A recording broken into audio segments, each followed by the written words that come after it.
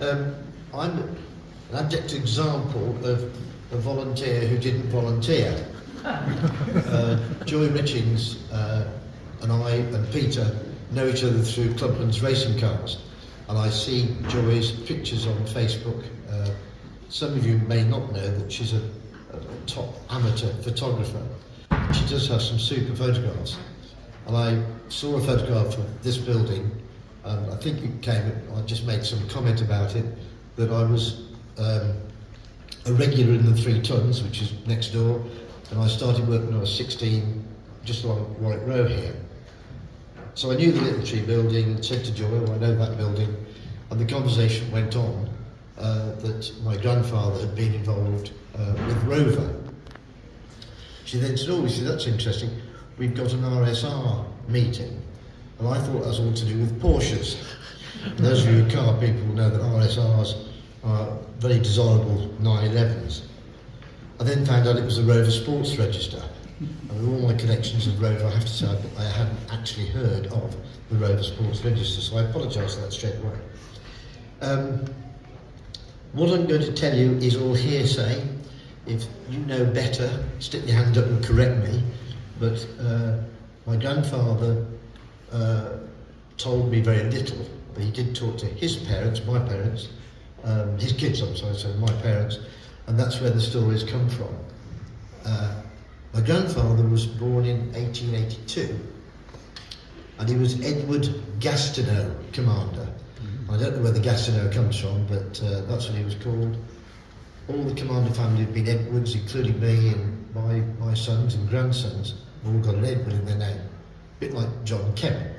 And he came to work for John Starley when he was 13, so about 1895. And my father showed me where he started work, which was in fact in a little building over there somewhere. And one of the plans or maps that we saw earlier, I could just quickly see where that building was. And that was before Starley moved over to this end of the city. My grandfather, he was a miserable old bugger, as my wife knows. He had a stroke in later life and ended up in a nursing home in Leamington. Well, I was taken to see him. Well, he used to go to his home on the Kenilworth Road in Coventry and then to his nursing home. And if you remember, when you were all little boys and girls, being taken to see your grandparents was a bit of a duty half the time. But the duty of going to see Pa Commander wasn't too bad, because I used to go about every month. He would give me £0.50 a crown, which is about 12.5p today. That was a lot of money in those days, so it was quite nice to go and see him. When he started work, I remember my father telling me the sort of things he did for Starley was literally empty the waste paper basket and fill up the ink wells with ink, because they were quill pens. And Pa Commander stayed with Starley. Starley died, I think, in 1901. But my grandfather stayed with Rover literally all his life. It was the only job he ever had. And he was quite a shrewd man. He was a mean old bugger as well sometimes, but he saved his money all through his working life. And as you all know, I'm sure, that Coventry and the industry fell into depression and the slump of the early 30s. Rover had the same problems as everybody else. The share capital collapsed, people weren't buying new cars, and the company was getting towards bankruptcy. So my grandfather used his savings to buy shares in Rover. He was by then a buyer, but just a relatively senior bloke, but not a director or of any consequence. He ended up, I'm told, as basically the largest single shareholder in the Rover Company Limited. There were lots of other shareholders, but he was the largest single shareholder. And in the factory and amongst friends and people, at one stage he was known as Mr. Rover. But he loved the company, he'd been there man and boy. This was early mid-30s. The company recovered, and he basically sold shares back to the company at no profit. I'm not quite sure when, but he became chief buyer for the company, and in due course became a main board director. But I'm not sure whether that was before or after the war, but it doesn't really matter.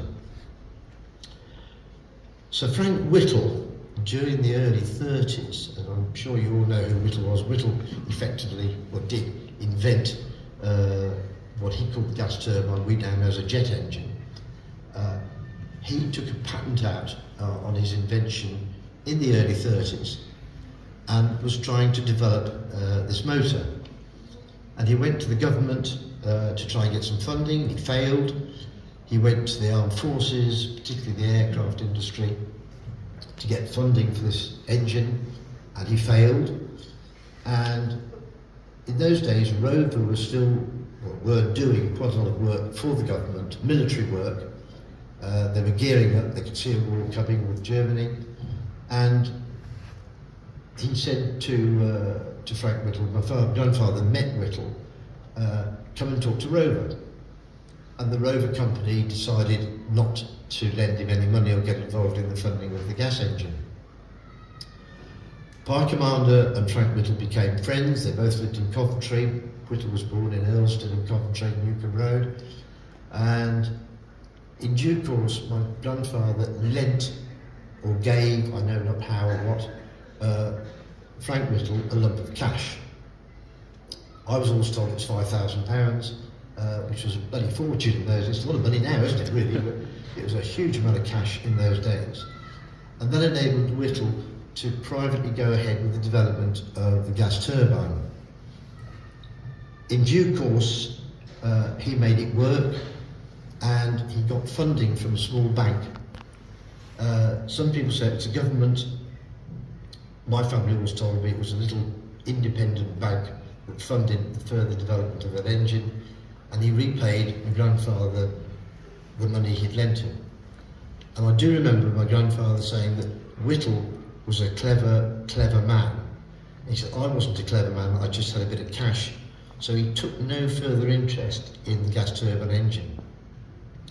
He was offered royalties and a share in the company that Whittle had formed to develop it, but refused, said, no, I'm a Rover man, I'm staying with Rover.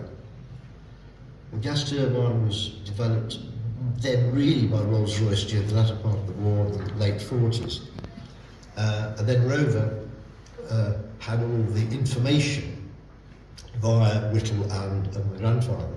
And they started playing with gas turbines, and as just been mentioned, they stuck one in the back of what I always thought was the Rover 60, but in fact I think the 75 was developed before the 60. Am I right there? And the 60 became a cheaper version of the 75. But I remember as a little boy, my grandfather had set up a factory in Coventry called Stanway Manufacturing, in Earlston and Stanway Road, effectively because of his connections with Rover, proper nepotism, to make bits for Rover. And consequently, the only cars I remember the family having were Land Rovers and Rover 10s. And we used to go over to the Rover factory at Surrey Hole by now, where they had the jungle test track. And you may have all heard of that, but it was a superb bit of fun to be taken around the test track in one of the early Land Rovers by a guy called Alex Joyce. And Alex Joyce, I remember quite well, was a very dapper man, smoked cigarettes, almost chain-smoked cigarettes, and he took myself and my father around the test track in a Rover. And then they showed me this Jet 1 turbine car. Now I'm about 7 or 8 years old, it'd be early 50s, and I don't really remember the car so much as being taken a ride around the factory yard, not a yard, just around the road around the Surrey Hole factory. And the noise it made was a noise that you'd never heard, because we didn't have jet aircraft in those days, so it was a noise that you hadn't heard before. But that was an extraordinary bit of engineering by Rover, which they carried on into what was an extraordinary thing that was raced at Le Mans in the early 60s and was very successful then. But they discontinued it, and as we all know, Rolls-Royce basically still the kings of jet engines in many, many ways. So the connection with the family is there. There's not that many stories I know. One or two, as I said, he was a miserable bugger, my grandfather. I remember him lying in bed in his nursing home, and my parents suggesting that he would perhaps like to go on a cruise. And of course those days cruises were relatively unknown sort of things. And when I was there, I remember him saying, "Oh, I don't want to go on a cruise. People die on cruises." So he wouldn't go on a cruise. And he was a very self-centred man. He had this factory in Coventry where his son, my father, and his daughter, my auntie Nora, had worked. And I wasn't there at this particular meeting, but Pa apparently wanted to meet up with Nora and my father. And my father said to his father, my grandfather, "I'm afraid Nora can't come that day. Pa, she's got a committee meeting." Sod all committees. But he was that sort of man, not a pleasant, easy-going man, but devoted to Rover. They gave him a company car up to the time of his death in the 60s, and you could always tell if you saw him coming down the Kenilworth Road. There would be a Rover 90 or a 95, 100 in the latter days, and it would be cruising along between 12 and 15 miles an hour with a queue of traffic as long as your arm behind him. He was hopeless in that respect. At the factory we had up in Fosa, we made, or what we family made, what we call blackjack. And if you look at any of the just post-war cars, and early pre-war, but mainly post-war, under the carpets and some of the later cars and bonnets, there is a black felt material which is sound deadening and not so much heat, but it's sound deadening.